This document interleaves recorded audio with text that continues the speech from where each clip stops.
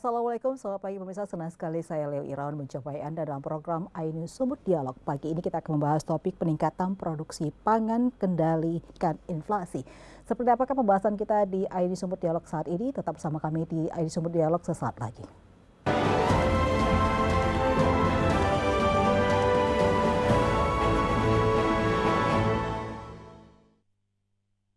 Ya pemirsa, untuk membahas topik hari ini peningkatan produksi pangan kendalikan inflasi, telah hadir dua narasumber kita. Ada Ibu Insinyur Luciantini MM yang merupakan Kadis Tanaman Pangan dan Hortikultura Provinsi Sumatera Utara. Assalamualaikum, selamat pagi Ibu. Ya, waalaikumsalam. Ya, dan ada juga Pak Supriyadi, kelompok berkatani Kabupaten Deli Serdang. Assalamualaikum Pak Supriyadi. Waalaikumsalam. Jauh nih ya Pak dari Deli Serdang ya, jauh ya. Jauh. Tapi tetap semangat ya, di pagi ini kita akan bahas topik tentang peningkatan produksi pangan, kendalikan inflasi. Nah, membahas tentang produksi pangan, kendalikan inflasi. Produksi pangan ya, utamanya ini terkait dengan masalah pertanian. Nah, saya langsung ke Ibu Lucy. Nah, Ibu Lucy, sebagaimana sih sebenarnya kondisi pertanian Provinsi Sumatera Utara saat ini? Ya, kalau Sumatera Utara saat ini kita ada 3 komoditas yang komoditas prioritas yang swasembada, antara lain yaitu beras, kemudian jagung dan cabai merah. Ya, jadi memang komoditas ini adalah komoditas utama, komoditas prioritas yang menjadi salah satu tujuan kita utama dalam peningkatan produksi di Sumatera Utara, karena komoditas-komoditas ini yang berdampak terhadap inflasi. Seperti itu. Seperti itu ya. Oh, Oke. Apakah ada pengaruh ketika pandemi COVID-19 terjadi berapa tahun ya di Provinsi Sumatera Utara hingga ini harus terus ditingkatkan? Ya. Kalau kita pada saat pandemi itu sektor pertanian justru sektor yang mampu bertahan ya. Jadi di sektor lain yang negatif kita mampu bertahan 2% pertumbuhan produksi kita adalah, dan pertumbuhan sektor pertanian adalah sekitar 2%. Dan ini juga PDRB kita dari sektor pertanian 21,58%. Artinya memang sektor pertanian ini adalah sektor prioritas, di mana Bapak Gubernur juga pembangunan Sumatera Utara ini sektor pertanian sektor prioritas yang dimasukkan dalam misi pertama Pak Gubernur, yaitu tersedianya sandang pangan yang cukup. Jadi memang kita harus mampu memenuhi kebutuhan pangan masyarakat.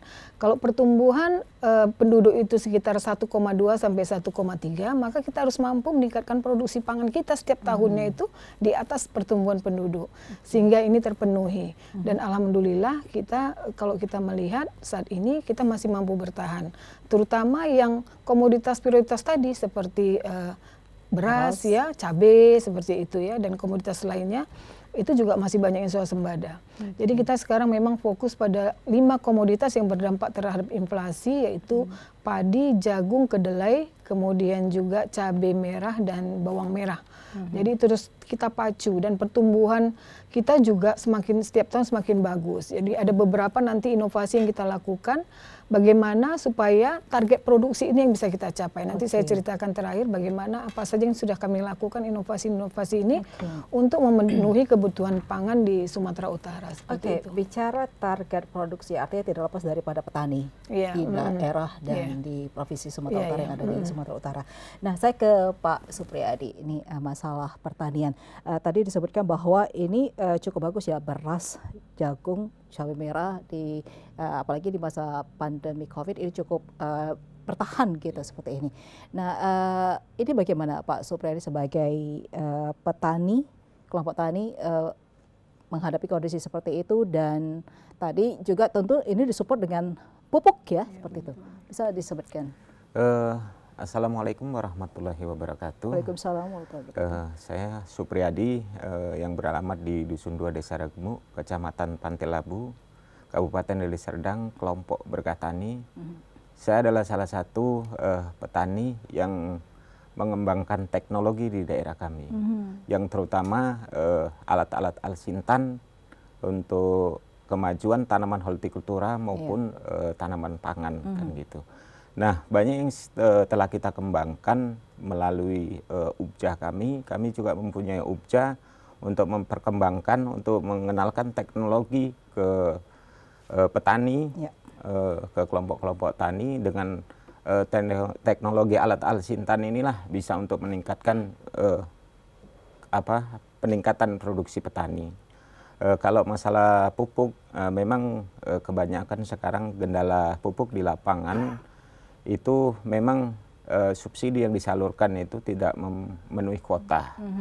Tapi juga kita harus mempunyai inisiatif bagaimana petani itu bisa berkembang, kan gitu. Jadi adanya teknologi yang kita gunakan seperti alat alsintan, komben itu untuk tanaman padi juga istilahnya sampahnya ataupun komposnya itu bisa didaur ulang kembali dengan menggunakan alsintan. Jadi itu bisa mengurangi pupuk kan gitu. Jadi pupuk yang ada itu tadi bisa kita uraikan, bisa menjadi suatu pupuk organik, itulah bisa untuk menambah. Dan juga metode-metode, banyak metode yang harus kita upayakan sebagai petani untuk mengatasi kekurangan pupuk ini, yang terutama seperti kita sistem jarak tanamnya ataupun pola tanamnya. Kita bikin pola tanam itu seperti tanaman Jarwo 21 yang diterapkan sama pemerintah. Nah itu yang harus kita lakukan bisa untuk mengurangi kebutuhan pupuk itu tadi. Artinya memang petani harus berinovasi terus ya, betul. Dan update dengan masalah teknologi ya untuk mengatasi ini. Jadi tidak melulu menunggu pemerintah harus mensupport seperti itu ya. Oke. Saya ke Bu Lusilai. Tadi kan artinya ada target-target yang dilakukan Dinas Tanaman Pangan dan Hortikultura Provinsi Sumatera Utara dalam peningkatan produksi pangan. Nah ini juga untuk sebagai upaya pengendalian inflasi. Nah ini bagaimana Ibu, target-target seperti apa saja? Jadi gini, kita kan ini sekarang dituntut untuk peningkatan produksi. Bagaimana setiap tahun itu produksi terus meningkat.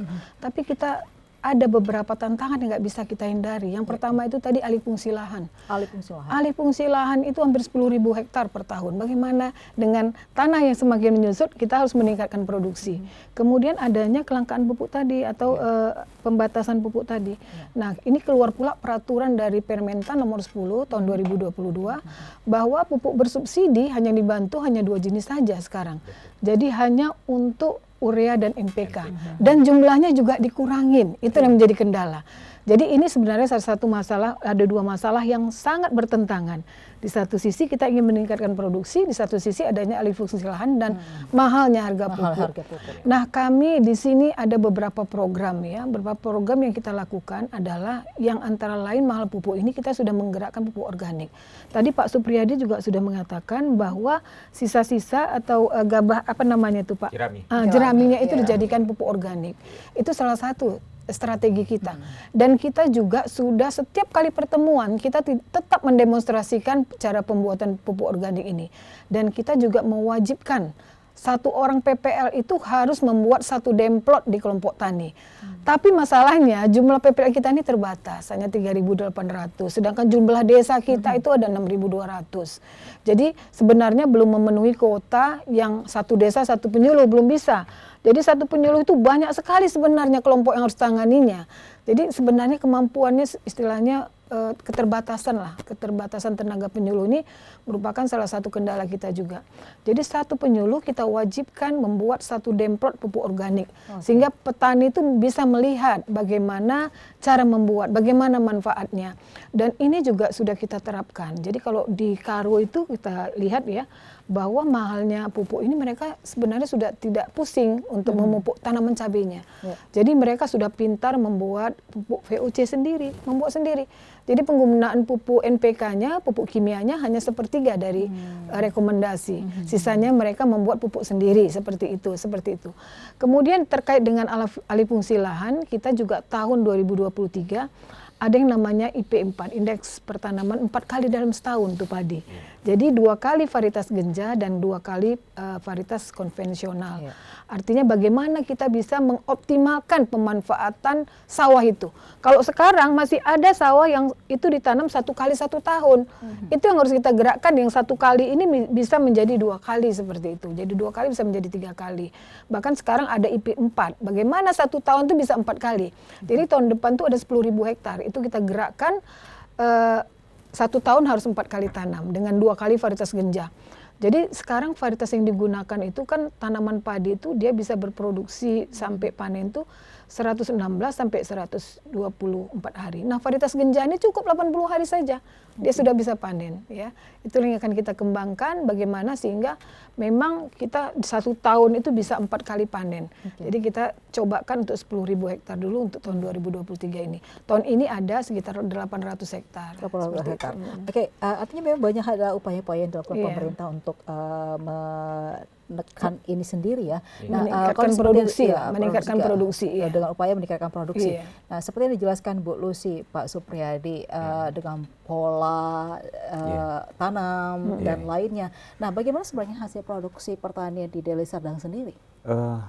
Gini Bu ya, kita menceritakan pada umumnya di daerah kami itu kan sana sistem tada hujan. Tada hujan. Nah, jadi kami petani banyak mempunyai inisiatif bagaimana sih kita budidaya itu bisa lebih dari 1 kali. Nah, itu kita upayakan. Cuma gendala cuaca ini Bu. Cuaca. Karena kami di sana di gendalanya kan yang terutama petani di sana tanam padi itu kan tada hujan. Jadi kita berupaya membuat tanggul-tanggul ataupun waduk-waduk yang kita bikin itu supaya kita bisa mendapatkan air yang maksimal.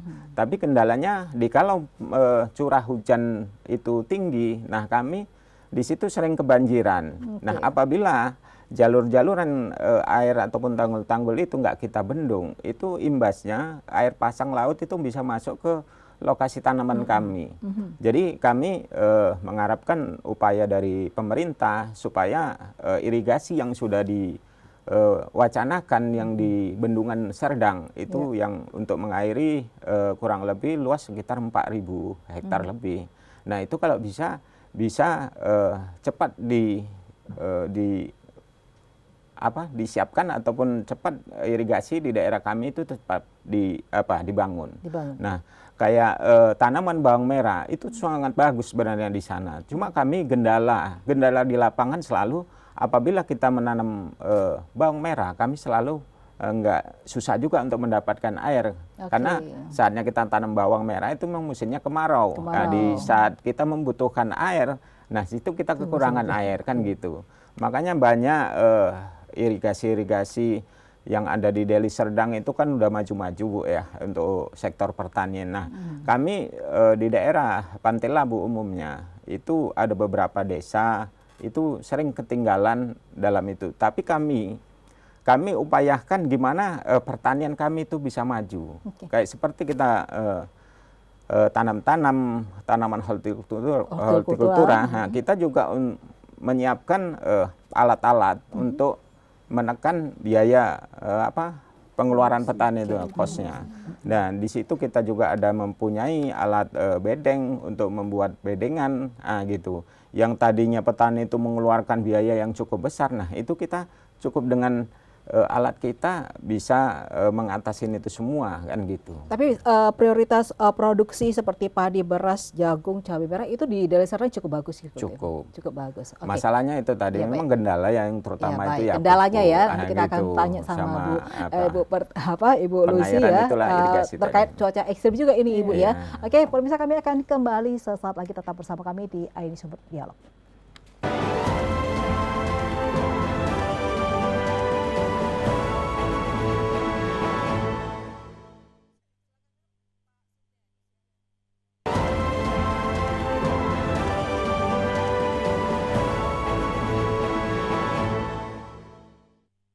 Terima kasih pemirsa, masih bersama kami di ID Sumut Dialog, masih bersama Ibu Lucy dan juga Pak Supriyadi, dan cukup menarik ya untuk pembahasan masalah produksi pertanian, bagaimana ini juga dengan produksi kita bisa mengendalikan inflasi seperti itu ya Bu Lucy ya.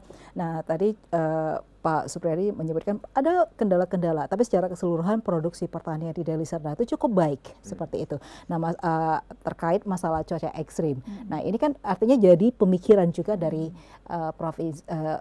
pemerintah ya untuk mengatasi persoalan itu, bagaimana petani juga kita genjot untuk terus memproduksi hasil pertaniannya. Ini gimana Ibu? Ya. Jadi memang ya kalau iklim ekstrim ini adalah susah kita mengendalikan ya, karena itu memang datangnya dari yang di atas. Jadi ada program kita namanya asuransi usaha tani padi. Jadi cukup membayar 36.000 saja per hektarnya. Jika terjadi gagal panen atau kekeringan, kehujanan, dia bisa mengklaim sekitar 6 juta rupiah.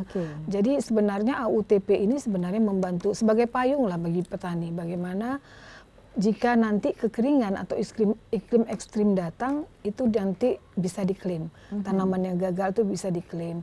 Namun kadang-kadang petani ini merasa, misalnya gini, setiap tahun dia nggak pernah merasa kebanjiran. Sayang saya mau masuk 36.000 gitu kan. Tapi tiba-tiba sewaktu ada kebanjiran, itu nggak bisa diklaim kan kalau nggak. Nah, itu yang perlu kita, itu sebenarnya sudah dibantu. Dari itu sebenarnya 180.000. Sisanya itu dibantu pemerintah tuh sebenarnya. Jadi ini banyak petani hanya membayar sebenarnya 36.000 saja. 36.000 saja setiap bulan. Satu kali musim. Satu kali musim. Satu kali musim tanam 36.000 dan jika terjadi kebanjiran, puso atau kekeringan, dia bisa mengklaim 6 juta rupiah. Ya, jadi bisa diklaim. Ada pengembalian seperti itu? Iya, dia dikasih uang untuk diklaim, dikasih uang untuk menanam kembali. Menutupi kerugiannya itu. Jadi sebenarnya sangat membantu petani sekali seperti itu. Dan juga kita kemarin juga sudah melakukan ya, ada beberapa laporan. Kalau Pak Supriyadi ini memang dari Serdang Bedagi, tebing tinggi itu langganan, langkat. Itu tiap tahun pasti ada kebanjiran. Kebanjiran dan menyebabkan tanaman itu tergenang. Jadi kalau sudah tergenang tanaman padi ini 2 hari saja produksinya pasti akan menurun. Anjlok ya? Anjlok dia 30% biasanya. Jadi itu kan merugikan petani. Kasihan kita dengan petani kan. Kalau bisa kan gini Bu, memang petani itu bisa merubah pola tanamnya. Kalau di daerah kami lah, kami bisa menyiasati kayak mana perubahan pola tanam, kan gitu. Kalau ada irigasi, ini tanpa ada irigasi kita gimana mau merubah pola tanam kita? Ya kita mengandalkan 1 tahun tanam untuk 1 kali, kan gitu untuk tanaman padi. Nah, sementara itu irigasi tidak ada. Nah, kita harus menunggu musimnya musim hujan. Nah, jadi kalau adanya irigasi, kita bisa menghindari ini semua kan gitu. Dari mulai aturannya jadwal, ini curah hujan yang tinggi, air pasang laut nanti naik. Nah, kita bisa menggeser pola tanamnya gitu. Kalau adanya irigasi. Tapi kalau tampaknya ada irigasi, ya kita mau bilang kayak mana? Ini Bu, irigasi belum ada ya? Belum Bu, kalau di daerah ini gimana ini Bu? Ya, jadi memang kita Sumatera Utara itu memang kalau irigasi teknis kita itu hanya sekitar 40% dari total irigasi kita. Masih kecil Bu. Jadi yang sisanya itu adalah seperti Pak Supriyadi, tada hujan dan sebagainya. Jadi memang kalau tada hujan ini, kalau dia kemarau, tidak ada hujan, itu menjadi kendala, tadi kan disampaikan. Nah, untuk tadi ada pembentukan waduk, memang itu kalau sudah kapasitas di atas 3.000 hektar itu adalah kewenangan pusat. Dan melalui BWS, kita sering sebenarnya koordinasi nih. Nah, hanya saja memang tahap pertama ini sedang dibangun di Langkat, ya, itu sedang di waduk di Langkat itu, Sewampu itu sedang dalam pembangunan. Jadi mungkin nanti berlanjutlah bertahap seperti itu. Memang kalau dia tada hujan itu tidak optimal. Ya, paling banyak setahun 2 kali sudah hebat sekali. Itulah salah satu kendala kita memang sebenarnya. Dalam peningkatan produksi ini masih banyak lahan sawah kita yang belum beririgasi, masih tidak hujan. Artinya berbagai kendala itu bukan saat ini saja, tapi sudah berlangsung bertahun-tahun. Nah, ini kan tentunya kita bagaimana bisa bertahan untuk produksi pertanian itu sendiri ya, Pak. Kalau Pak Supriyadi dengan berbagai upaya inovasi dilakukan dan pemerintah juga punya program-program. Nah ini kembali lagi masalah peningkatan produksi pangan, bagaimana sambil mengendalikan inflasi. Nah ini bagaimana Bu upaya pemerintah dalam menekan inflasi dari sektor pertanian? Iya, jadi memang inflasi itu kalau Sumatera Utara itu sangat dipengaruhi misalnya dari beras. Itu kontribusinya terhadap inflasi itu cukup banyak ya, 0,40%. Kemudian cabai dan bawang merah, tomat dan sebagainya, ikan dencis dan sebagainya. Jadi memang yang utama harus kita lakukan dalam pengendalian inflasi ini adalah peningkatan produksi. Dan distribusi sebenarnya. Produksi dan distribusi distribusi pangan. Karena tidak semua kabupaten kota itu mampu memproduksi cabai misalnya. Tidak semua kabupaten kita itu mampu swasembada beras. Contohnya ini Kota Medan. Kota Medan itu sebagai pemakan aja dia Pemakan tidak aja punya ya? lahan. Sementara penduduk terbesar kita adalah di Kota Medan. Iya. Okay. Jadi mereka mengambil dari Deli Serdang, dari Sedang Bedage seperti itu. Jadi ini produk pertanian ini dia mengalir gitu, mengalir di mana yang dibutuhkan pasti dia lari ke situ begitu. Jadi bagaimana kita bisa mengatur distribusi itu, distribusi. Kemudian kemarin kita sempat inflasi kita tuh termasuk tinggi ya. Pada saat ini 4,55 masih lebih rendah dibanding nasional kita ini di November. Dan kemarin Pak Gubernur mendapatkan penghargaan di bulan November itu oleh Bapak Menteri Dalam Negeri karena bisa mampu menekan inflasi. Jadi terendah di Indonesia, terendah kedua.